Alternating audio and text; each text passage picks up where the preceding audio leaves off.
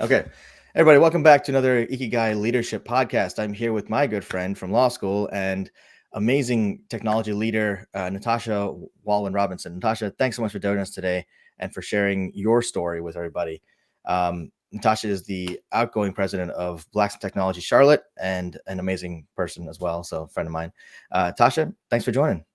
Thanks for having me. I'm really thrilled to share my thoughts around leadership and a bit about my life with your audience today. So thank you so much, Dhru. It's a pleasure. Awesome.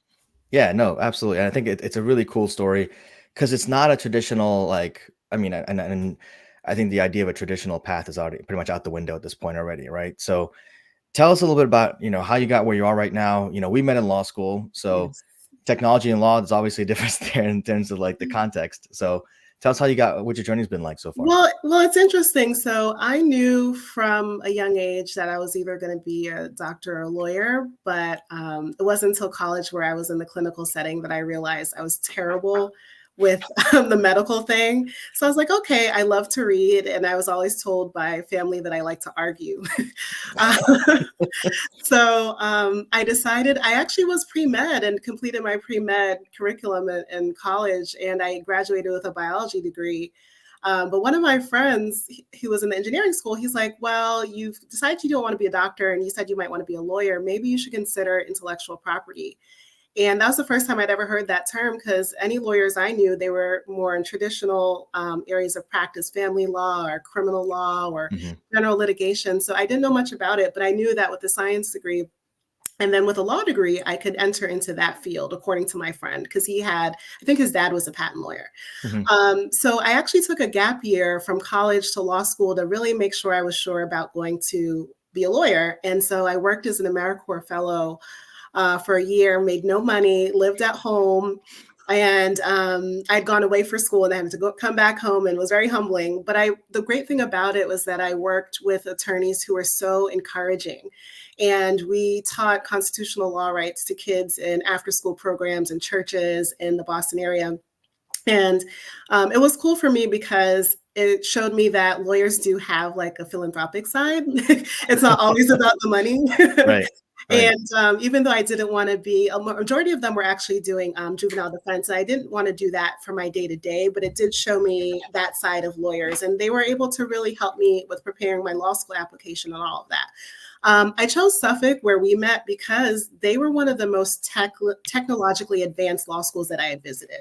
When you got on the campus, you saw the flat screens. At the time, there was, I forget what technology it was, where you could take notes on almost, it wasn't an iPad, but it was like a notepad that you could, take notes on that was electronic. Like they were just more open to that.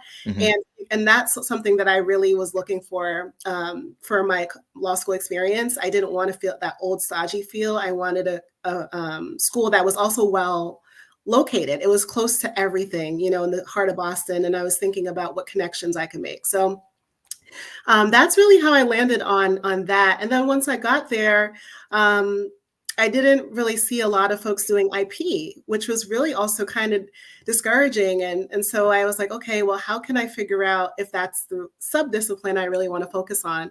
And I'm not sure if you know this, but I decided to reactivate a dormant chapter of our IP Law Students Association. So I went to whoever's the head of the student groups at the time, and I was like, how do I do this? How do I get it started? Because selfishly, I need support in my journey.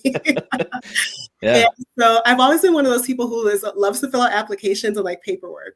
And they're like, well, there's an application you got to do. And I was like, oh, that's easy. That's my thing anyway. And they're like, but you do have to write bylaws. And I was like, oh. Okay, I got to do that. How do I do that? So I actually just went online, good old Google, and I started reading and just like reading what the different components of bylaws were. And then I went back to the student org leader. I was like, is this what you mean? And they're like, yeah, that's what we need. So I wrote that, and then we got the chapter reinvigorated. And that really was like kind of like a encouragement for me that, oh, wow, like I could actually create my own community as a leader. And so I was involved in that organization, and then very heavily involved in the Black Law Students Association, as you know. So those are the two that I focused on in law school. But yeah, leadership has always been something, I guess, that kind of was percolating, but I didn't really, again, know how it would manifest over time. So. Yeah, and it also sounds like it's a theme of going out and getting stuff, right? It's just like you see something you gotta go, you go out and get it, which is amazing, right? That drive. It's something that a lot of people, some people don't think that it's okay to do that, right? They kind of hold themselves back because like, oh, well, it's not there, so it's just not there, right? There's a lot of people who would see that barrier in law school, like, oh, the IP is not, there's not a lot of people who are doing IP, maybe I should change my focus, or there's no IP at law association, so I'm just gonna, end at that. But you took that initiative to be like, I'm gonna start this, right? I'm gonna go out there and find out what's involved in starting this thing and get it started, because that's what I need. And a lot of students, I'm sure, need the same thing. And once you started that, they probably benefit from that as well. Yes, it was amazing because I had classmates who we knew each other. Suffolk was relatively large, as you know, we had the day and evening programs, but people that I'd seen in the hallways, they were like, wow, we've been waiting for something like this, or we were looking for it too. And people that I didn't think I would become friends with, but just amazing, great people that I still keep in contact now, that even for jobs, I'm like, hey, can you give me a reference? Because they're whatever role they have in their company or whatever firm or whatever they're doing. So I would recommend to anybody that you just can be pleasantly surprised. It was hard work. It wasn't easy. I had to do that in addition to studying and everything else, but it paid dividends. And I said, just again, creating a support system that I didn't know I needed. From people who were, again, very different to me. There was one woman who, this was her second career. She was 50 years old, and she ended up being the president, and I was her vice president because I was doing the Black Law Students Association. And I decided when I started the chapter again for the IP students, I didn't want to lead it because I wanted to have time for my other stuff. Yeah. So she ended up leading it, Jen, and we worked together closely, but even with internships, things like that, we looked out for each other, right? And here I was, like a 20-year-old pipsqueak helping this 50-year-old woman to land an internship, but it also showed me that she was humble, like she was secure in herself and what she wanted to do. And so we worked a lot together in school. But the key thing for me that was transformative was through the Black Law Student Association, I had certain objectives that I also wanted to see. When I was in college, I led a few student organizations, the Afro-Caribbean Student Association. I was involved on the board of the Pre-Med Association when I thought I wanted to be a doctor, things like that. And one thing that I noted amongst my peers in law school was that across all genders, races, what have you, was that for the Black law students, there was definitely a sense of just that there was nobody there for them, you know?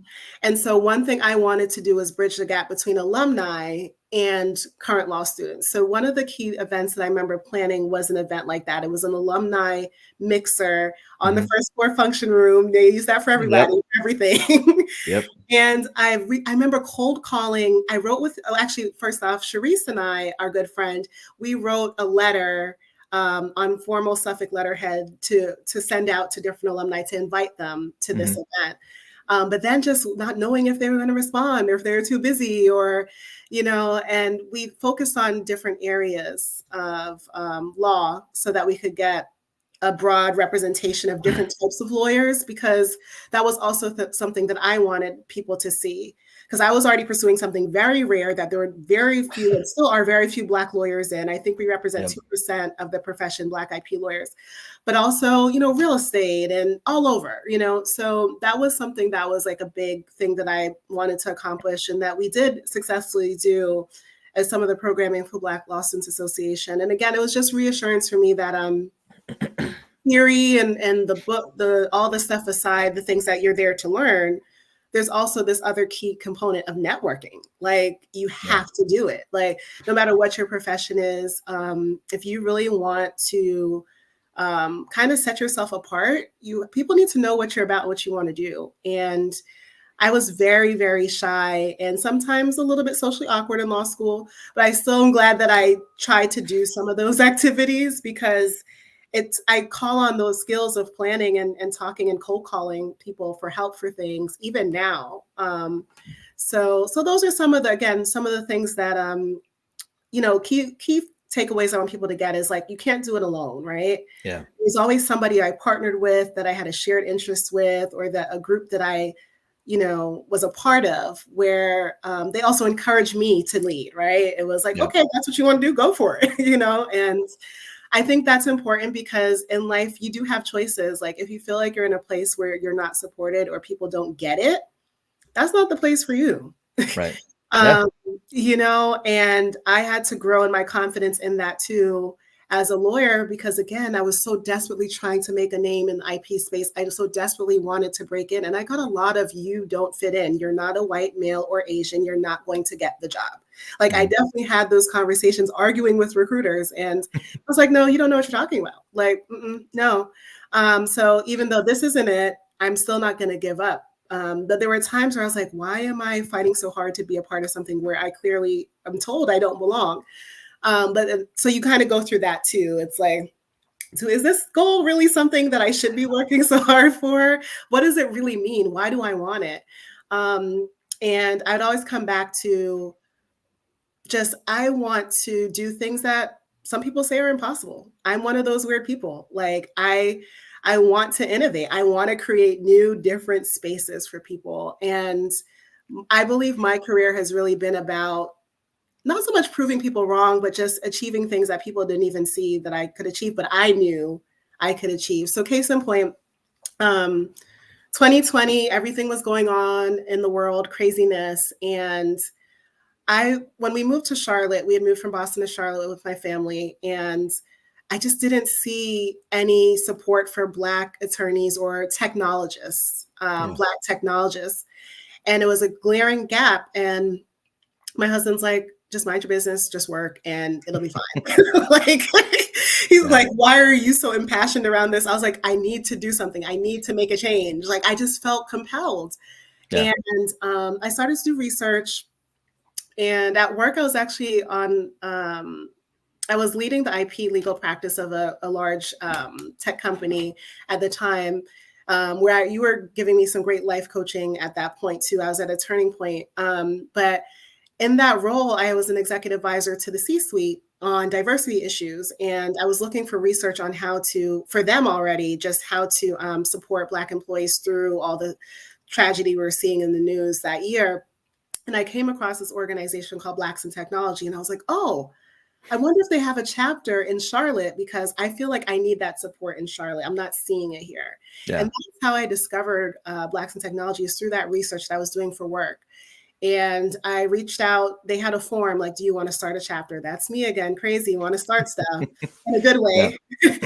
But love to start, organizations and things. And I reached out, and the executive director, he's like, oh my goodness, Charlotte is one of the regions that we do want to expand in. So we met, we talked virtually, of course, it was still 2020. And he's like, if this is something you want to do, of course, he asked me what experience I had. I was able to give it to him, but he's like, for sure.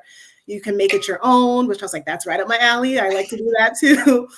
He's like, if you've led before and you really are committed, try it. And I was like, again, these are the types of environments I like to work in, where there's not a lot of restrictions on who you be or what you want to do. There's a goal, there's a focus, helping Black people in technology, yes, get better jobs or improve their lives financially. But that was it. And September 18th, 2020 was when I launched the Charlotte chapter of Blacks in Technology. They had been around for some time before that, so it made it easier. I wasn't starting from scratch. There were very successful leaders in the organization in different cities, especially the New York City had a very good, strong program.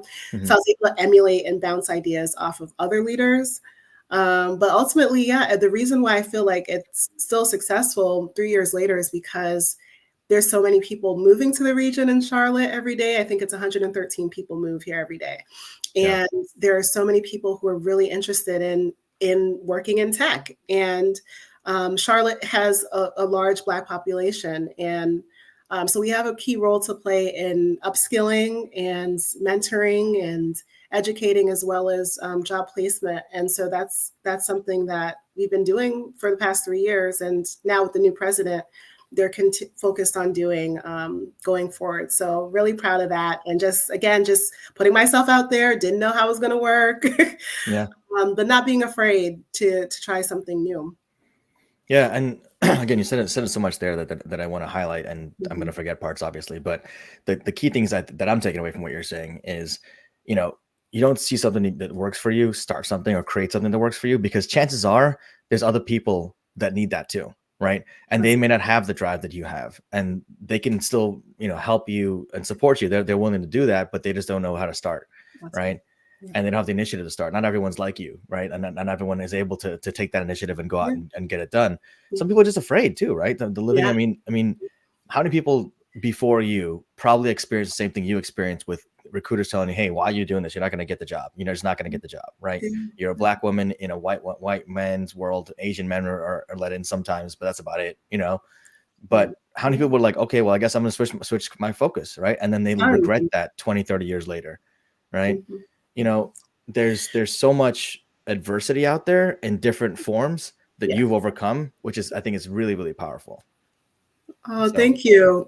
And I tell people this story too. I never forget the real major legal role that I took, that I was referring to, where I was doing the research, where I discovered Blacks in technology, was at Progress Software. And I tell people that even with applying for that job, and I interviewed 9 months pregnant. And, as a woman who wants to have a family in a very demanding field, you make sacrifices like that, and I'm so glad that I, again, didn't. Some people, like you said, may be discouraged, but something told me that job was for me. And again, my husband was looking at me sideways, like, you're really going there with your big belly to that interview. And we were in person at that time. So he's like, where are you going? And I was like, I'm going to go get this job. Like, what are you talking about?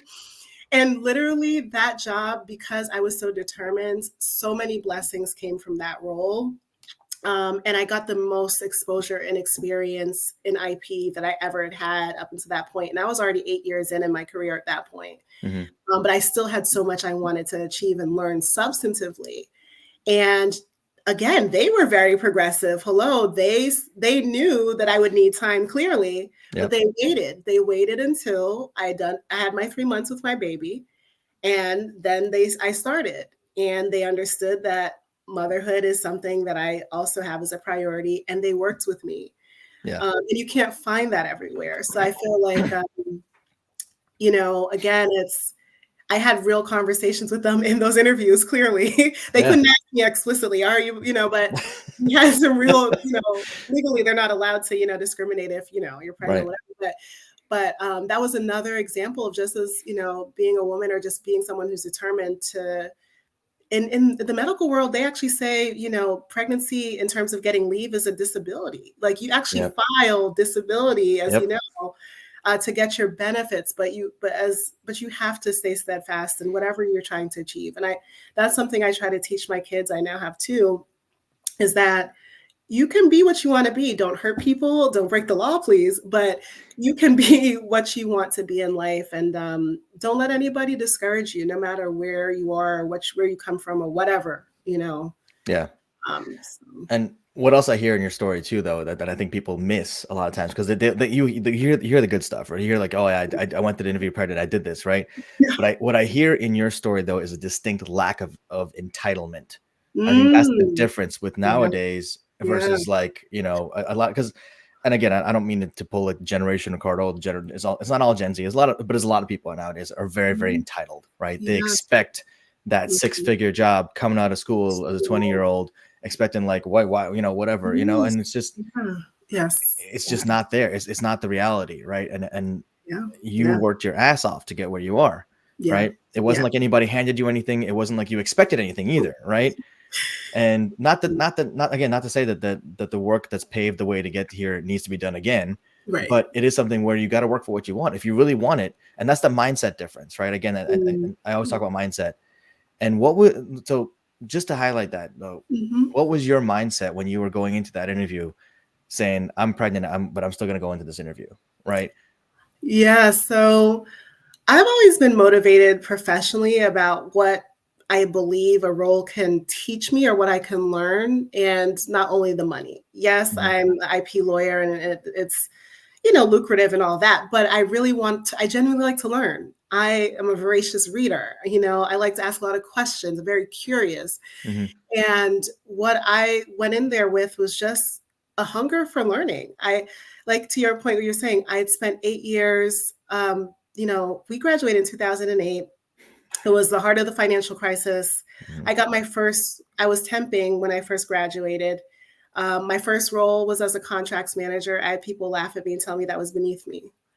Little did they know that contracts manager job that I took in 2009, I built upon year after year after year, trying to acquire new skill sets, and that was what I wanted going into that role. I was like, wow, it's finally the IP role title that I've always wanted.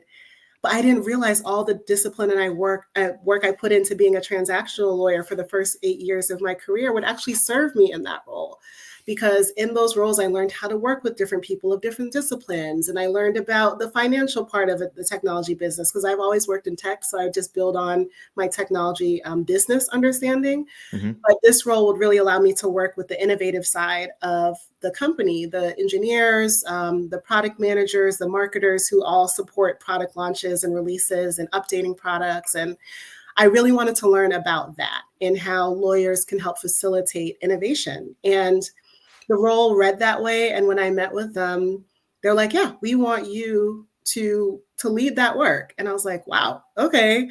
I think I'm ready. I'm going to be someone's mom in a few months, so I better be ready. Why not just go for what you want? Like, don't hold back, because again, I was thinking about what do I want to teach my daughter, right? What are the things I want her to know? So it was a combination of that, just being inspired by being motherhood in that stage of my life, as well as feeling like I put in the work, as you were saying, and now I could kind of do something that I've always wanted to do, and why not go for it? So, yeah. No, that's amazing. And I love that story. I love that again, the drive that you had, the mindset you came into this stuff with. Now let's talk about Blacks in Technology for a second, right? Because I was fortunate enough to come down and you were nice enough to invite me to come down and do a session there, which I loved. It was probably one of the most rewarding sessions I've done in a long time. That's awesome. Tell me what that was like for you planning that conference, because it went off really, really well. Obviously, there were challenges with any kind of conference, but what was it like for you?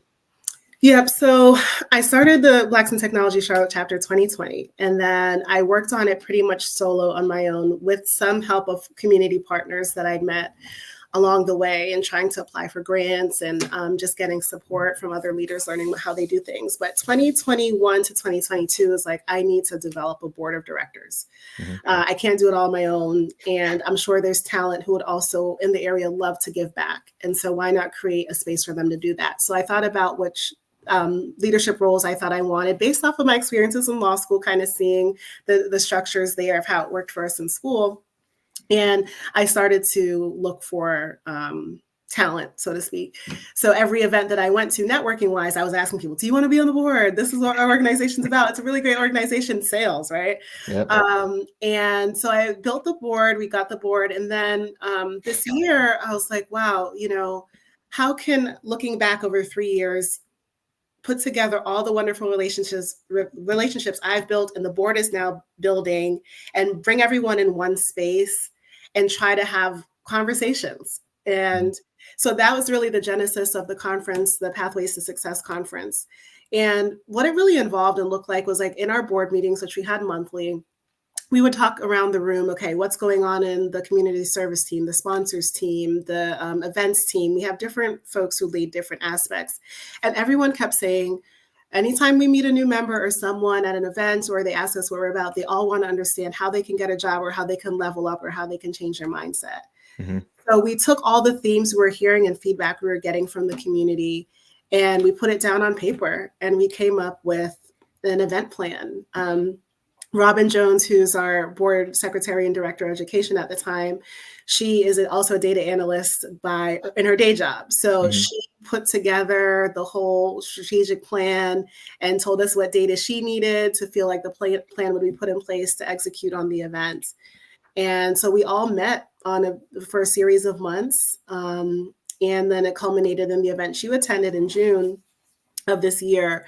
But it really came out of a need to, again, also just thank a lot of the people that helped us build. And so a lot of the vendors and people who were speakers or people who had supported the organization, even when we weren't doing much. So So that's how we came up with that idea. And we didn't have a big budget. I think we had maybe $2,000 to work with. And the company where we had for the venue, Avid Exchange, it was just one day I spoke to our community partner lead there. And I was like, man, we have this goal to put together a conference, but conferences are so expensive. Yeah. And we really need help with the venue because the location is what's going to draw people. And she just said, you know what? I want to help you. You can have the venue. You can have your event here. And I was like, I think I almost cried, like legit. Like I was like, like what? What are you talking about? I was like, this beautiful, but you went there. It's a beautiful space. Like they could ask any price of anybody, right? Going in there. It's a great space. Yeah. And it was just like, wow, she gave me a tour. She's like, come out, do a tour. It was really just good timing. And I hadn't worked with her much up until then. She was actually still learning what we do. And I was like, oh, okay, we have we have an elementary school robotics program. We have this for adults. Like I'd bring her through everything that we're doing in the community. She's like, why not? Of course, I'd love to help you with this goal. So that really was like the key pivotal moment, because once we had the venue, we could really dig in on the planning. We could really figure out who and when and how. And so that was just awesome. But when you're good to people, they'll be good to you. I really do believe that. And because it's for such a good cause, and because we did a decent job of documenting our success with in the community before that point, with the different groups we were serving, that it came together. But yeah, we were able to pull it off. There were some hiccups, with transitions from different workshops. Some of the tech wasn't working for some of the rooms. That's normal though. That happens to everybody. The food, some folks they saw fried chicken, they went nuts. They didn't really, we should have had servers, things like that. Again, those are things that they happen, right? Every conference has those challenges. I mean, I've been to ridiculously huge, massive, $1,000 conferences per person type thing. I didn't pay for it. I was attending. I was or speaking, and they still have the same challenges, right? So you guys, I mean, that conference was phenomenal. I didn't even know you guys only did it on $2,000 budget. That is amazing, because it was absolutely phenomenal. And you meet some really good people. I think what struck me about the conference was just the hunger for growth and for advice and really, because I do a lot of these conferences and that kind of thing, right? And that conference to me still sticks out to me as one of the most I felt more impactful in that conference than I did in some of these larger conferences we go to, because the questions people were asking, they were so engaged. They were so on it. They were ready. They were hungry and they were thirsty. They were ready to just absorb as much as they could, which I loved. Yes. I feel like that session could have gone longer too.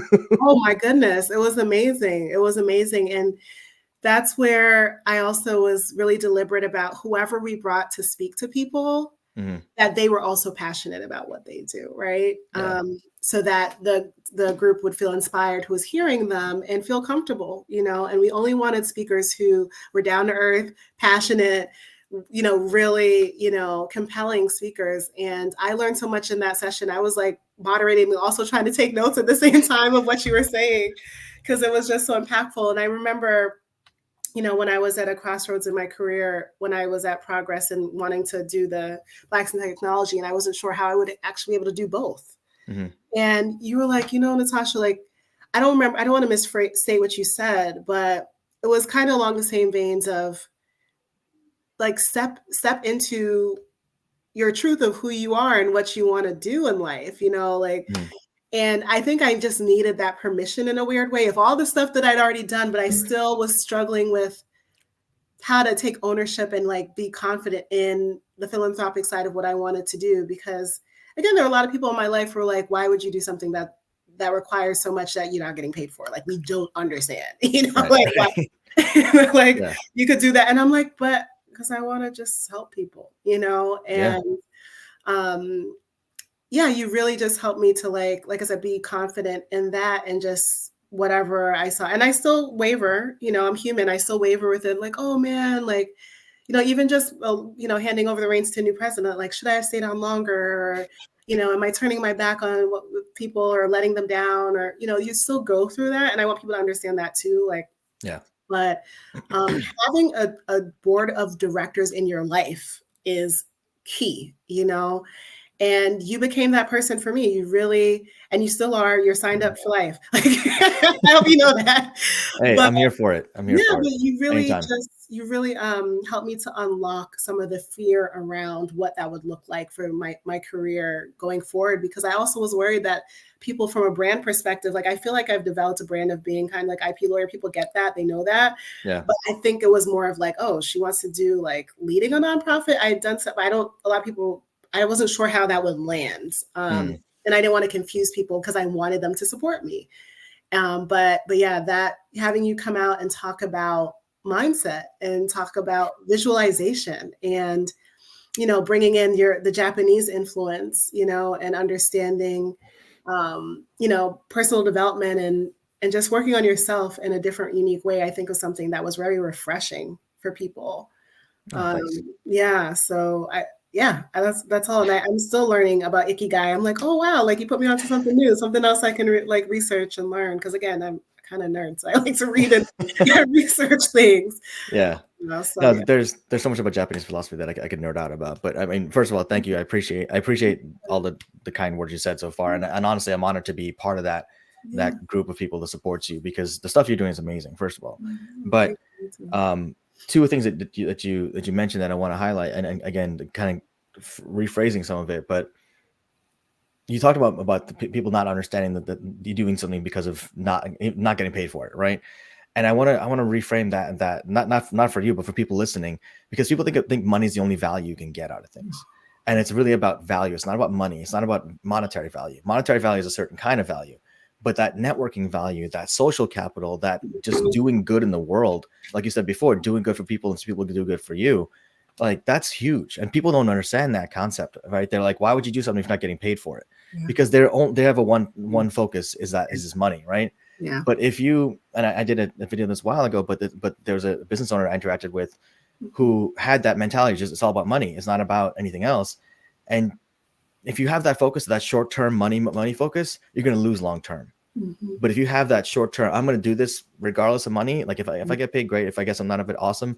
But I'm just going to do this because it's the right thing to do, or because I'm helping people in general. That comes back tenfold over time, right? 100%. You know, my public speaking career, I had one before I started Blacks in Technology, but it skyrocketed from that.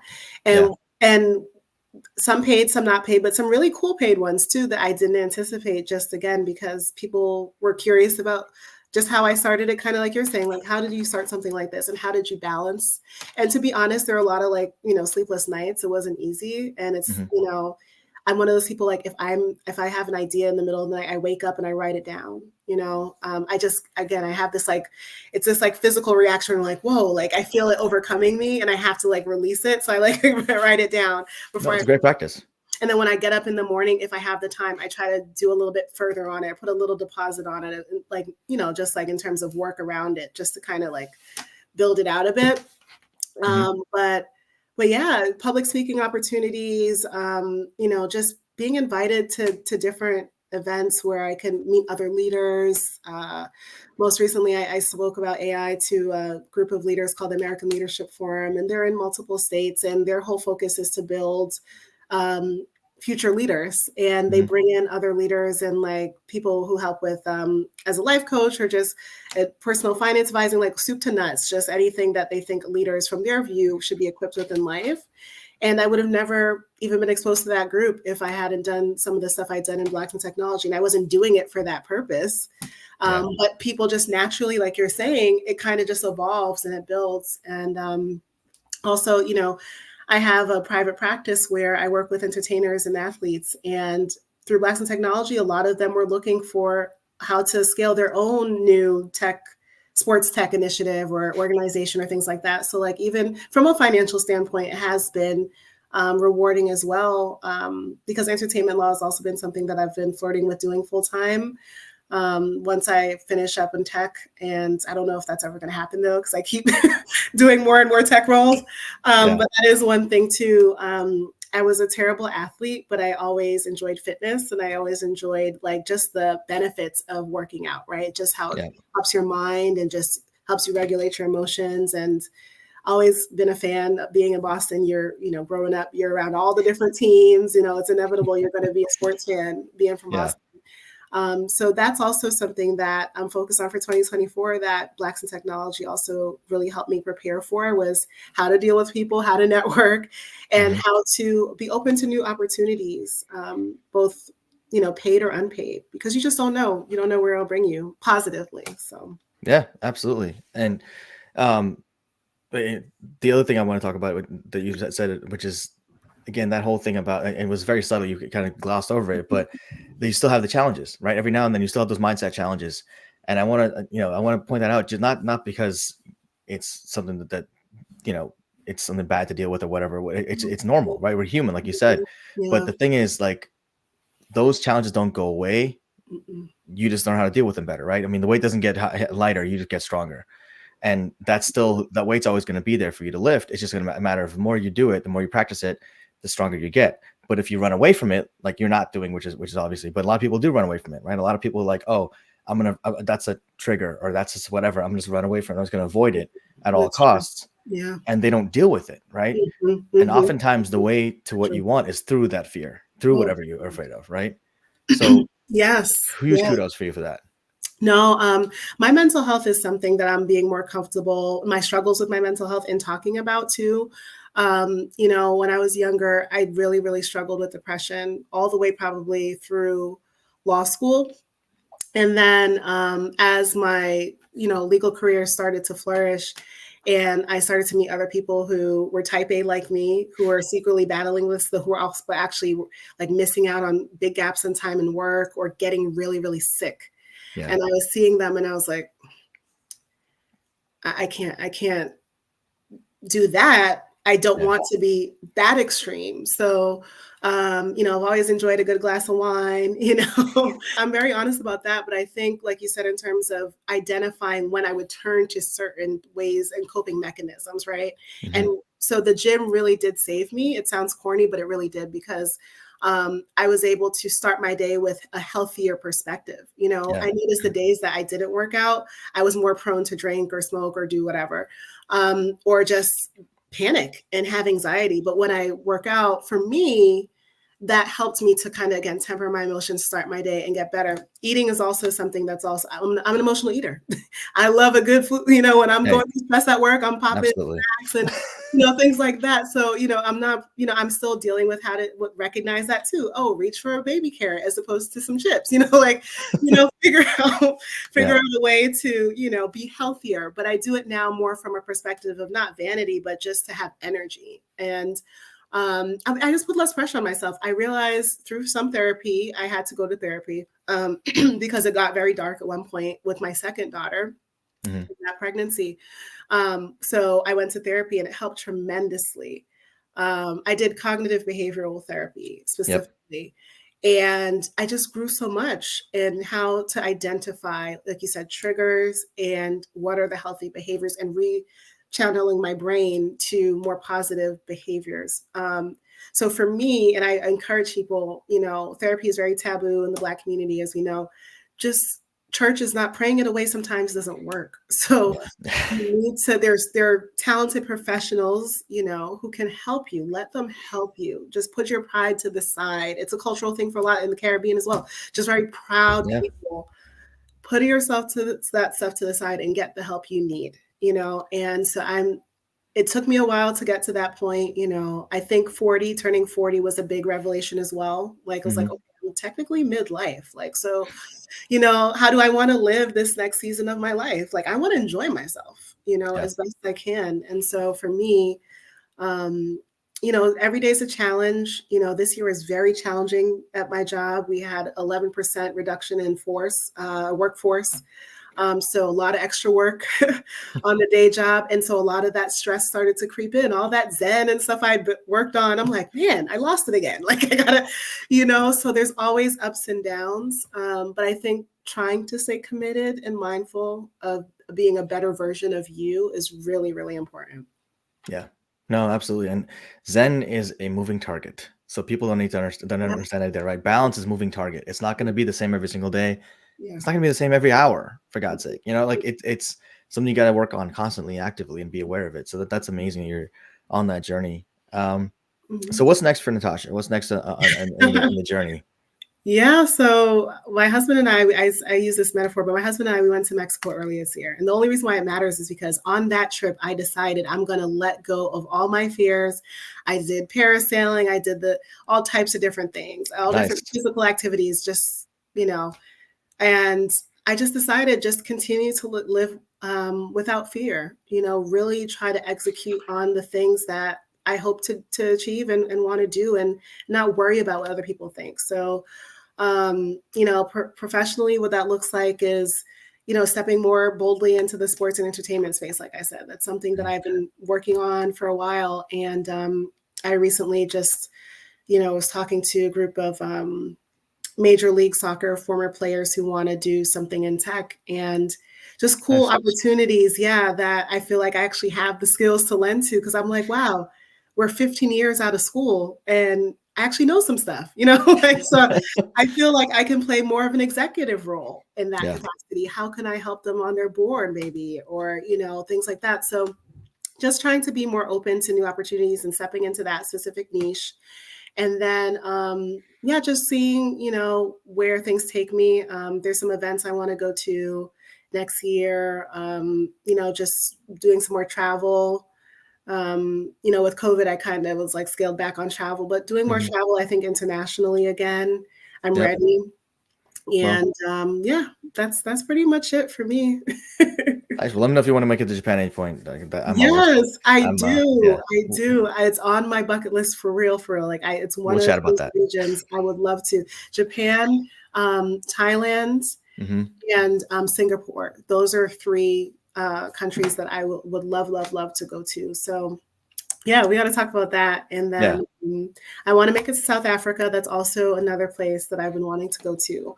And then Germany, actually. I've wanted to go to Germany for some time. Not all next year, but just really trying to check off where we can go to bit by bit. And yes, just to continue to live in the present and enjoy the moments, because things just move so fast nowadays. And so just trying to embrace each day and really take it all in, and not feel like I have to plan too far ahead and then I'm missing out on what's in front of me. So absolutely. No, that's awesome. And that's a great plan. Again, like the work you've done so far to build up this foundation you can now use as a platform to move forward. That's phenomenal. So we're wrapping up on time here, but I want to ask you the last question that I ask everybody, which is, in your life, who or what, whether it's TV, movies, person, book, what was the biggest influence on you and inspiration for you in your journey? Yeah. So many. There's so many people in my personal life. I'm blessed in my family that I really drew a lot of inspiration from.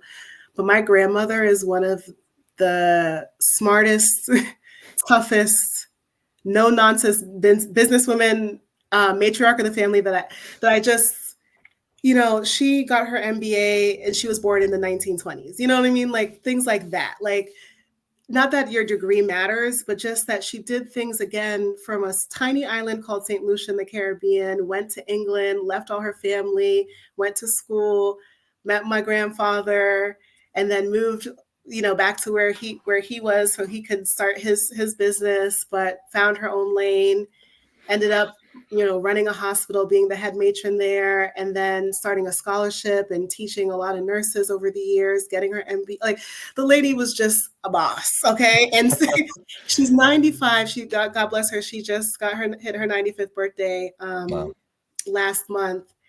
And the outpouring of people, even to this day, generation after generation, that were in that room that I saw virtually. Unfortunately, I couldn't attend in person. But just her legacy of helping people. That's what people are talking about, how she impacted their lives, how she was there for them. That's what if I could leave a legacy, is how I helped people, at the end of the day.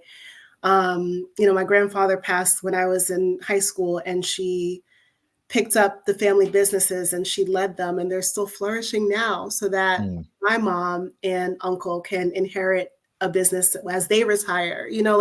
She just had this amazing, what's the word? Foresight, I guess, or just vision for her family that I admire. And like I said, doesn't play games, doesn't talk much. Lady barely says a few words. She's not a talker like me. She'll just look at you.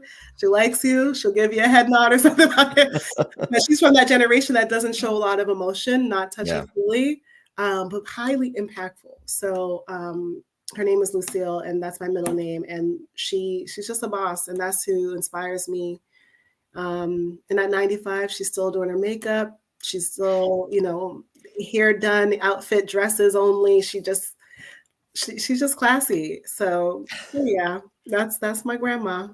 Sounds like an amazing woman, honestly. And on top of that too, like one thing I admire when I think about people who, especially people born in that generation, right? Like it's so much easier nowadays to get a large following or influence people across the way. But yes, when you were in that generation, having that kind of outpouring of that kind of reach of people took effort and meant you were at a different level, right? Yeah. So that's absolutely amazing.